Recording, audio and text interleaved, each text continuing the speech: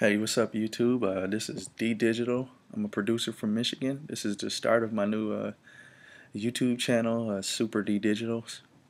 Um, Pretty much going to be overview on music production and tips and tricks on different DAWs, basically music production software.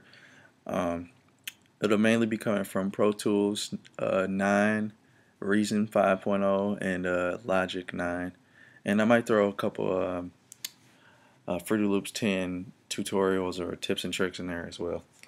Okay, I'm part of a production team called The Beats. Um, we mainly produce R&B, pop, hip hop. Those are our main three genres right now, but I mean, we can pretty much make anything.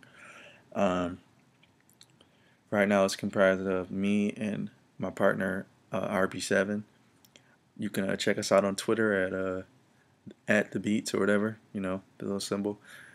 We both have individual pages. It's at RB7, and mine is at D Digital's World. Um, but anyway, let me start the video off with what I'm supposed to do. Created a track called Electric a few days ago, and I just wanted to go into how I created it. This is, how the start of a couple of videos will go with showing you how I created an idea in Logic Pro, and then, took it over into Pro Tools 9 and arranged it and mixed it and whatnot. But anyway, I started it off with a Lee ARP that I just got from a new synth called Rob Papin Predator. I know it's probably pretty old, but it's got some pretty good sounds. Anyway, the majority of the synths from the song are coming from that VST, and maybe a few other ones. But anyway, I came up with all the instruments and how they will be played first, and that was basically MIDI, and that's why you see these gray areas. They bounced all the regions of MIDI into audio, so I didn't have to deal with the CPU space of the VSTs and whatnot being played. But and I hide the tracks after I'm done bouncing them. But these are all the bounce files, and I started off with this lead ARP, and it sounds like this.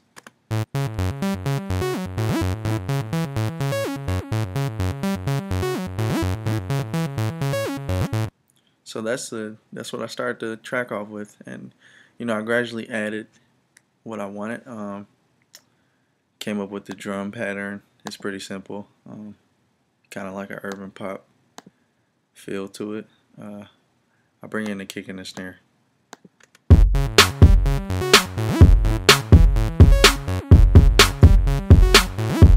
And then I added a percussion.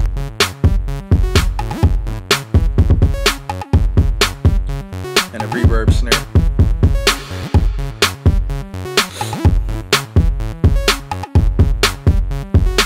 Then an FX.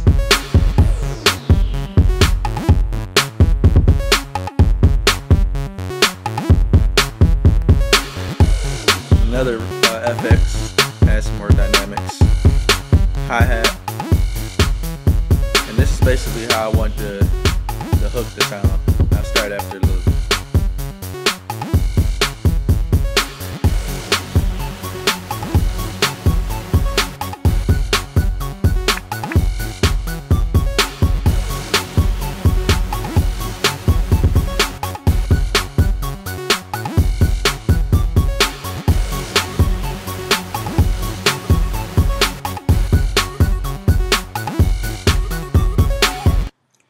But I mean, that's the gist of it. Came up with a 9-bar loop at a BPM of 126, and after I got done with that, I exported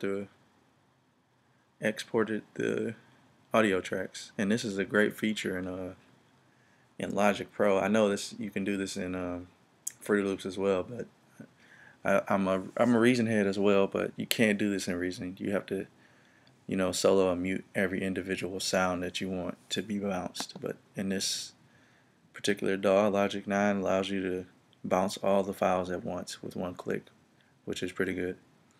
So after I came up with those ideas or whatever, I took them over and created a folder, made sure all the sounds were right, because usually, sometimes, not usually, sometimes Logic 9 known will create some feedback, or with the first trigger or the first instrument on the audio when you bounce it. So I have to make sure all of them sound good.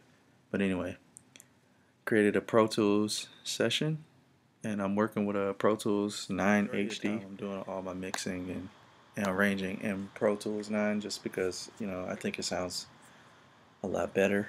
But I mean, it's all preference and what you like to use. I have created a few in Logic as well. But anyway, came up with the track, arranged it. It's about 3 minutes and 30 seconds. I'm not gonna play the entire track, but just give you some advice on how to arrange and try to make your track sound different and set them aside from other people's. It's being creative with the drops and the variations of what you can do within the track. So basically, making sure everything sounds like what it's supposed to sound like. A verse is supposed to sound like, where vocals can be brought in and they can kind of be the highlight of the verse and the music is around it. And then, it builds up to the hook where the hook is kind of big and it, creates this type of energy that, people can vibe to. But that's usually what I try to do when I'm creating these tracks. It's created where when a writer or a reference singer hears it for the first time, they're able to recognize what is what. I mean, I know that doesn't make sense, but what is the verse and what is the hook and what is the bridge of the song. What's the intro. So it's a lot easier for the creative process and for everything to be done a lot faster when a person knows what's going on. But anyway, let me shut up and play the track. Play a little bit of the track, one verse and the intro and the hook. Here you go.